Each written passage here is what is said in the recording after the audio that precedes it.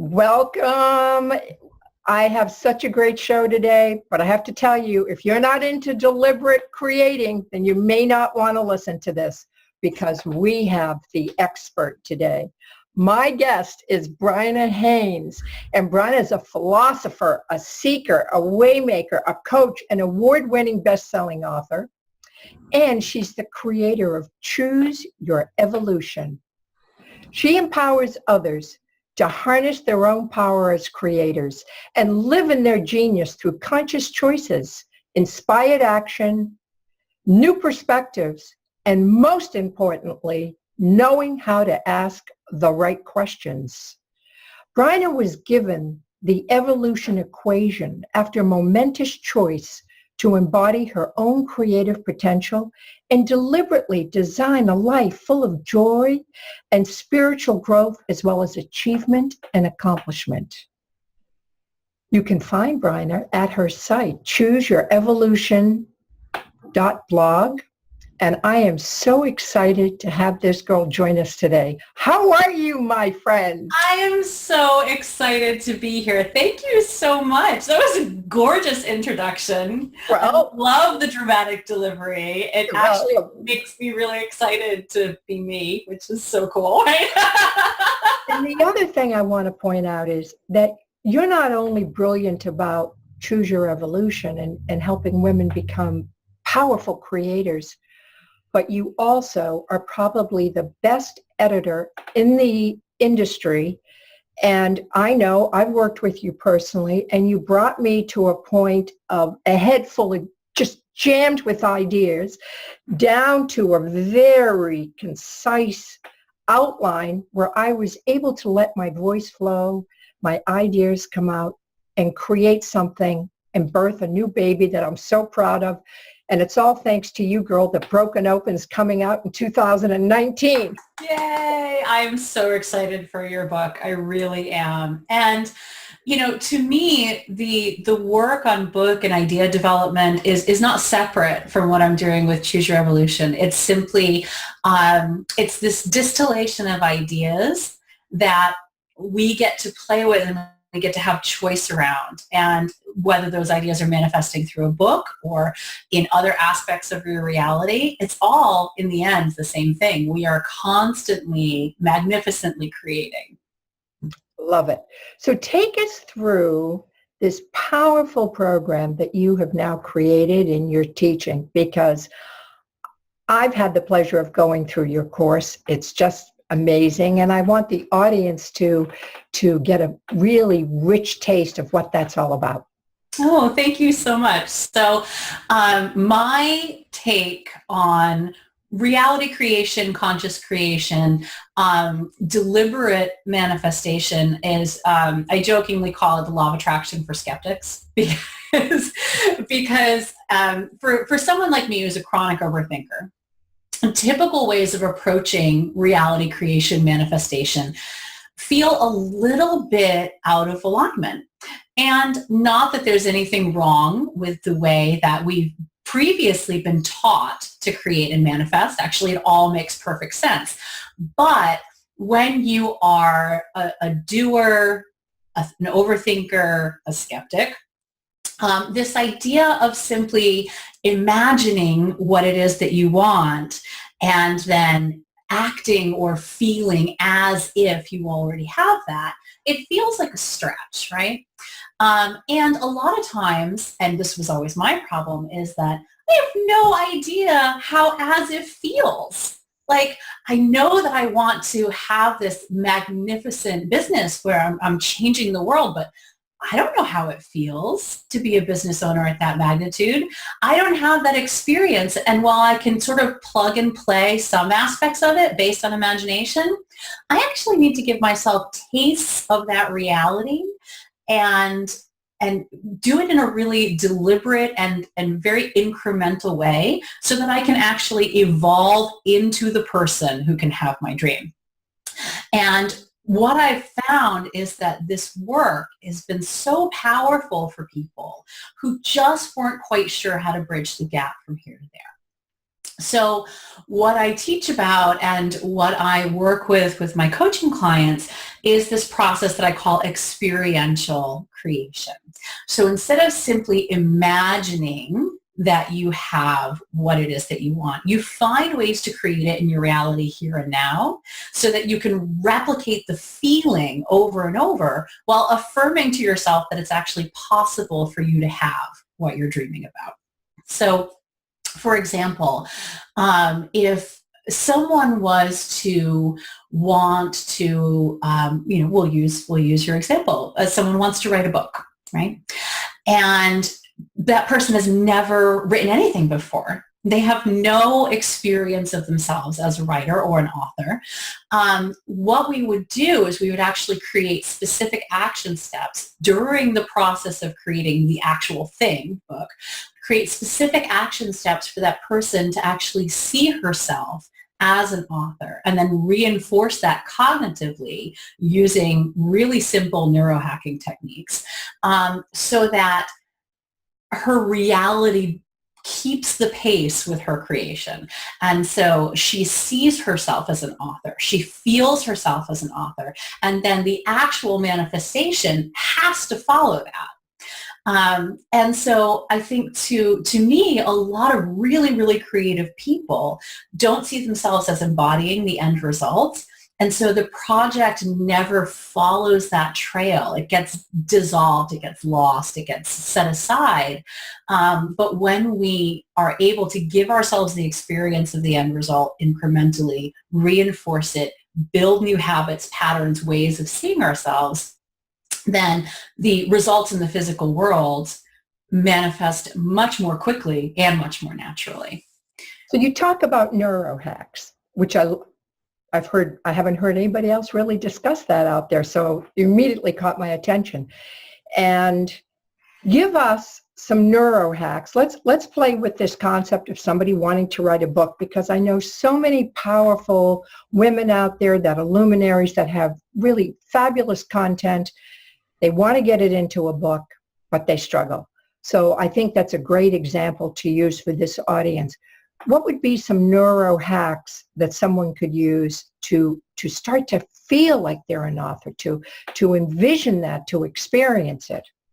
Absolutely. So when we have a belief that exists for us already, that belief is not necessarily in the forefront of our minds. That belief has migrated into our subconscious. Now, when we want to change a belief, the best way that I found for myself, and there are multiple ways to do this, but the best way that I found for myself is to actually take an action that sets me up in a light of whatever it is that I want to be. And then I can use particular techniques to reinforce to my brain that I am being in this new way, and affirming to my brain that not only am I being in this new way in this moment, it is possible for me to be in this new way. So something like a really, really simple one, and this doesn't have anything to do with books, but you'll see where I'm going with this. So a really, really simple one is I really want to be a person who takes care of my body, right? And we have this want, whether it's like lose weight or get fit or eat better, right? We look at those sort of like hard results, but we haven't backed it up to the type of person who actually enjoys those results. So if I am a person who can lose 30 pounds in 6 months, I am a person who takes care of my body. Now, probably, if we're struggling to take care of our bodies, we might have some sort of subconscious belief that says, I am not a person who knows how to care for myself. Or maybe that belief says, I am not a person who values my body. Or I am not a person who can be healthy, right? There's some belief there. And so it's simple to change that. We don't even have to know what the current belief is. All we have to do is take a very small action that shows us that we care for our body. So for example, when we go to the gym, even if it's just once a week, while we are working out, we say to ourselves, I am a person who takes care of my body. I am doing this action because I am a person who, plug in the rest, right? Whatever it is that we want to become and believe. And so what that does is it interrupts the subconscious thought patterns and it implants a new thought, because here you are doing this action and you're proving without a shadow of a doubt that you are here at the gym taking care of your body. And then your brain, with that affirmation, actually accepts that new reality. If you do that 3 or 4 or 5 times, your brain will start to tell you every time you go to skip your visit to the gym or pick up that bag of potato chips, your brain will actually start to say to you, I am a person who takes care of my body. And your process will be interrupted by this new belief. It's fascinating stuff. So when it comes to redefining ourselves with a new project, like becoming an author for the first time, or maybe it's starting your dream business, something like that, you really have to think about the person who can actually have your dream. So if you are a, international best-selling author, what does that version of you do every day? What does that version of you think about herself, about her book, about her work in the world? How does that person show up to her desk every day? If you're an international best-selling author, you're probably not putting off writing for weeks at a time, because it's probably important that you do your writing. So you think about, who is this person who has what I want? And then you hone in on just 1 or 2 sort of simple things. Well, if I'm an international best-selling author, I probably make time to write every day, or at least close to every day. If I'm an international best-selling author, I probably talk about my book with a sense of ownership and excitement. If I'm an international best-selling author, I probably tell people I'm an author at networking functions, right? Like simple stuff. The key is in that neurohacking piece, because it's not enough to just think the thoughts about what it will be like when you have your thing. You actually have to take a small action step and do that reinforcement. So for example, if you are just starting to write your book, but you have this end version of yourself in mind who is an international best-selling author, you go to a networking event. Someone asks you, like, what are you up to? And your usual sort of thing is to be like, oh, well, I'm kind of like starting this writing process. I might eventually write a book. You're going to do something different, because the version of you who has what you want would not dither like that over her book. She'd be like, wow, I'm writing the next bestseller in the field of personal development. And she'd own it. And then when you do that, when you take that action that's outside of your norm and your comfort zone, you reinforce that with the affirmation. I spoke about my book that way because I am a person who owns my value as an author, or I am a person who follows through with my commitments to myself, or whatever it is that makes you feel really empowered. Whatever you are intending to become, that's what you affirm through your action. So what you're saying is making conscious choices for action that's a little bit outside of your comfort zone, a little bit outside of that daily routine, stretching yourself slightly. And while you're performing those actions, you're affirming it with positive mental reinforcement. Exactly. So when most people think about changing their lives, they think they have to burn all the bridges and build entirely new castles and just blow up everything and start fresh. And the reason that we never change our lives when we're in that mentality is because it's too much. Our brains are designed to love the status quo. It's a protective mechanism built into our ego structure. And so when we think about doing the big change, all of a sudden our brain goes, alert, alert, alert. And we go into damage control mode, right? We think of all the reasons why we can't do it, and we think of all the reasons why it's not going to work, or we just never start. And that's okay, because that's actually the way our brains are built. There's nothing wrong with that. But if you're serious about creating change and you keep having these false starts because you're trying to go big or go home, chances are you're going to do much, much better with these little incremental actions, affirming them, allowing yourself to become someone other than who you're being right now. And to me, that was the real turning point for me, was understanding the difference between who I am and who I'm being. And once I got that difference, I was able to make these little shifts in behavior without feeling like who I was being challenged. Because that's another one that we always run into when we're thinking about change. My God, I'm not going to be me anymore. I mean, how many times in your life have you felt that when you're on the verge of a big breakthrough? Yep. I'm not going to be me anymore. This is so scary. Who am I going to be? Well, who you are is never going to change. Who you're being is a moment-to-moment thing, and you have total choice around that every moment of every day. Oh, speaking of technology, there. We talked about interruptions, and I forgot to silence my phone. Now, an interesting point.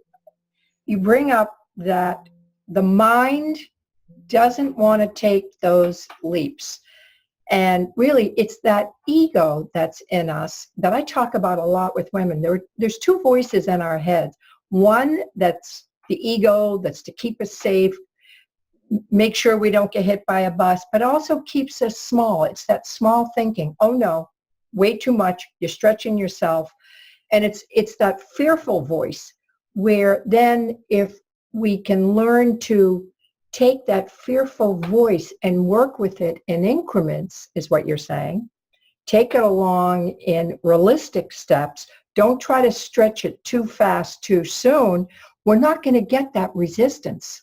We're not going to get that pushback that ultimately says, oh God, I can't do it, and you stop. Well, yes and no. So one of the things that I've discovered is that no matter what, the first time you do something, it is never going to be comfortable or easy. And anyone who tells you that it will is bullshitting you. Like, sorry, it's just the way it is. Because there's something, and for those of you who are familiar with Mel Robbins and her work, she talks about something called the confidence competence loop.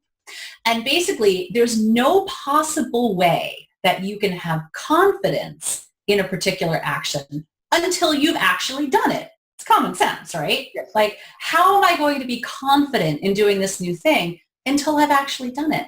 But most of us are waiting to feel confident enough to take the next step. It's never going to happen. It's just not. And so what we have to realize is that the discomfort is going to be there regardless. Taking small evolutionary steps toward what we want instead of the big giant leap off a cliff minimizes the discomfort enough that we can live with it.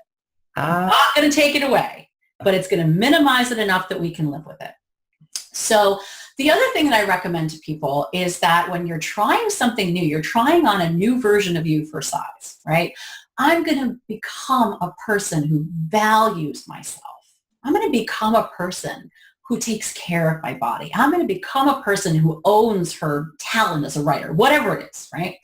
As you're trying on that new way of being for size, you don't have to make an all or nothing change. You can try it on for 48 hours. You know what? For 48 hours, I'm going to test this new behavior. I'm going to try out being a person who values herself and see how that feels. And then you take these actions that are outside your comfort zone or that are non-habitual for you. But if they don't work, you don't have to keep doing them. If they don't feel good when you do them, which chances are they will, but if they don't, you don't have to keep doing them.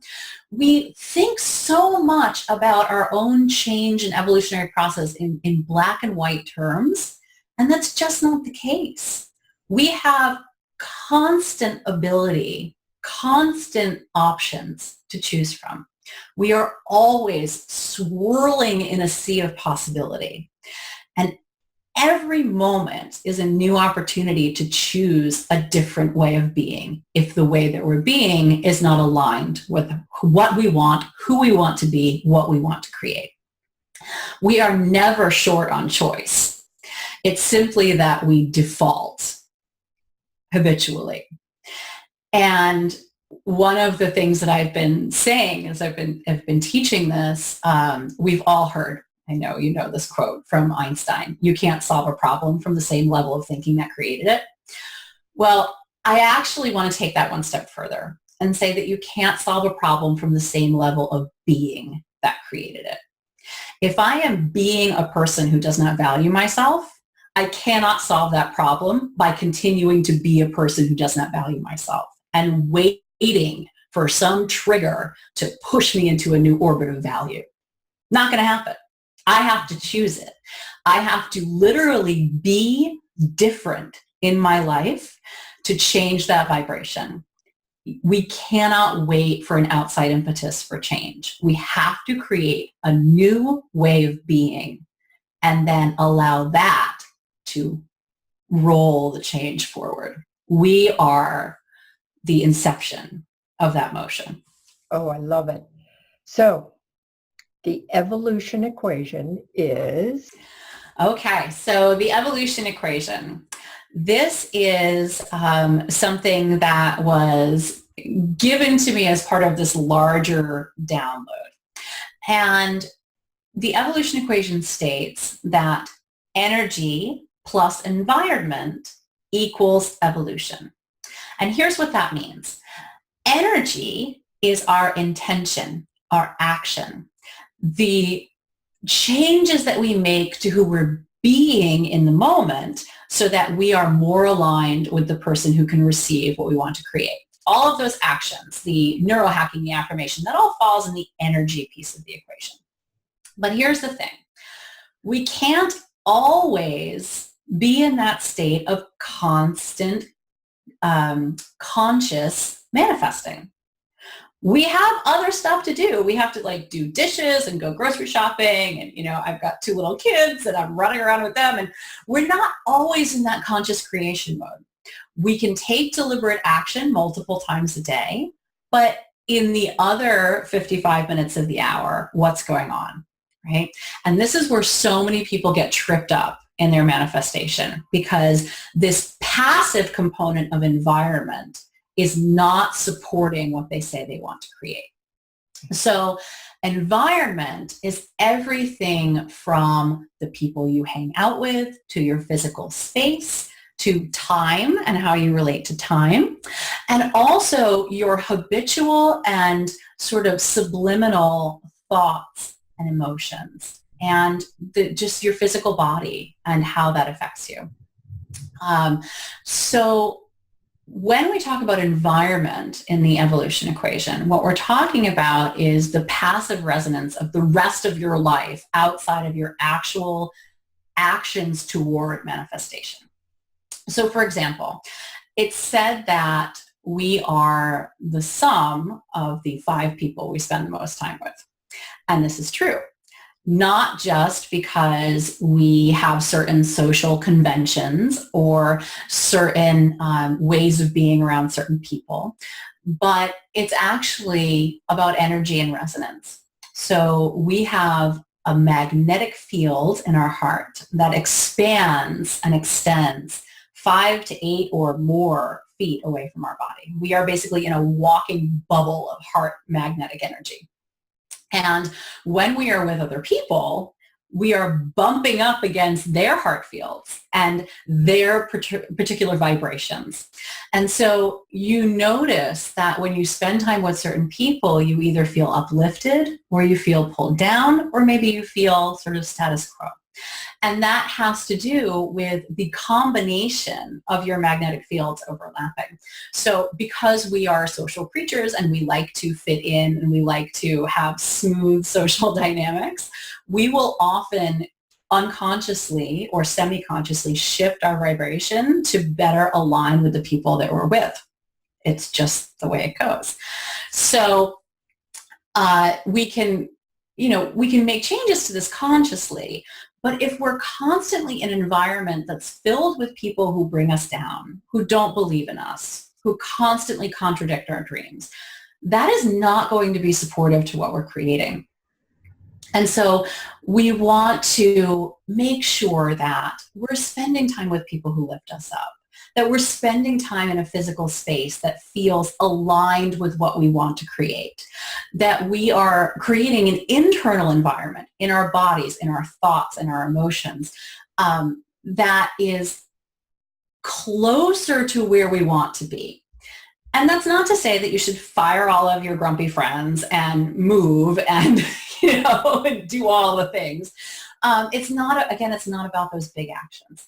It's really about choosing throughout your day to up-level the vibration of your environment to align with what it is that you want to create.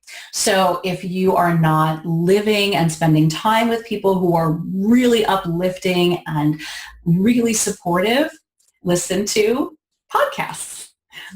Spend some time with audiobooks with authors who are embodying and speaking about and inspiring you along the pathway of your dream. It doesn't have to be in person. We're not subject to the limitations of time and space. We can be in someone else's energy bubble even if we're 5,000 miles away. So we can make these deliberate choices around our environment to support and eventually up-level all of the practices that we do through the experiential creation piece, which is the behavior change, the neuro reinforcement, and eventually, shifting the way that we habitually behave in our lives. So we have energy. Yeah. Just about people in your environment. And that could be challenging for someone who is working their way up, doesn't have the connections or the immediate associations. So you've mentioned, podcasts, audiobooks. What about like some meetup groups or online groups, like on Facebook, just getting in so that you can mingle with these people? Totally. Absolutely. And if you sit quietly for a moment and ask for some guidance about how do I connect with people who are going to uplift and inspire me, you'll get something. It might be a meetup group. It might be a podcast. It might be some sort of Facebook networking group. I mean, there are so many possibilities right now in our amazingly technical world that we don't have to be right next to someone to benefit from associating with them. And so, again, it's not about making those giant changes. Like, if you feel your significant other isn't supportive, you don't have to dump them. Maybe you just need to spend a little of your time with someone who feels very uplifting right now. And then the energy dynamic shifts. You start to believe in yourself. You start to make some strides, change some habits. And that in itself will change your relationship dynamic because you're being someone new. And so the partnership adjusts itself. Mm-hmm. So many of us, we think that, if we're on this path of self-development, we've got to just shed everything and burn all the bridges. It's just not true. If that's the right thing for you to do, you will know it and it will feel aligned. But don't ever feel pressured to make these sweeping changes in the name of personal evolution. I think that it doesn't change the patterning that caused those situations in the first place. Right. So I forget who says this, but in order for it to be okay to leave, you have to get to the place where it's okay to stay. Right. So in terms of your physical space, same thing applies. If you're in a living situation that doesn't feel aligned with what you want to create, you want to have $1 million business and you're in a one-room apartment, right? A little bit of disparity there. But how do you make your one-room apartment into a luxurious sanctuary? Well, $200 at TJ Maxx will probably get you that, right? You don't need to go buy a luxury condo in order to have a space that feels like $1 million. And so these little changes that we can make in our environment, they're very specific to us personally and what we want to create, but they're very easy to do. And then when you come home to that $1 million space in your studio apartment, you say, wow, I just feel so abundant here. I am a person who is inviting abundance. Whatever it is your little mantra is. And you start to make those associations, and eventually those become your patterns. And once those become your patterns, you are vibrating at a whole new level, and your reality cannot help but follow suit. Oh, I love it. I love it. So for the audience who wants to get into deeper conversation about all of this and really understand it, in a very detailed way, I know you have a spectacular offer for the audience, a giveaway. Oh, thank you. Yes, it's really important to me to get this work out there because I really do feel like it's the bridge from where we are to where we all need to be the change we want to see in the world. That to me is the greater imperative. It's fantastic that we all get to live into our dreams. But what we sometimes forget is that by doing that, we literally change the world. And so if you are feeling like you have a mission, an imperative for up-leveling, for evolving, for all of that, I just am so excited to share this information with you. So I have a free 7-part masterclass video series that's at chooseyourevolution.blog, and there's a link literally right at the top of that homepage. The video series is completely free. It's not a sales pitch. It's not a leading into another program kind of thing. It's just information to help you start this experiential creation process and just get familiar with how reality creation can work in this new light. It's totally free to sign up, and you can watch it at your own pace. All together, all 7 videos, I think the length is about the same as a standard webinar. They're about 10 minutes, a couple are a little bit longer, but just easily digestible chunks so you can listen when you have time, start implementing some of these steps toward experiential creation. And I want to hear about how you change your reality as a result. I really am so excited when I hear from people to say, I changed this and I did it in 3 days and it's amazing. So yeah. I did your video program and I loved it. I thought they were just wonderful. Yeah, excellent. So Bryna, thank you so much for stopping in today and sharing all of this. I love the law of attraction. I love manifestation, being deliberate about creating what we want in life, because as women, so many of us get stuck thinking we can't, but we absolutely can. And it's women like you showing us how to get there. So bless you, girl. Thank you so much. It's always wonderful to share space with you. Thank you, dear.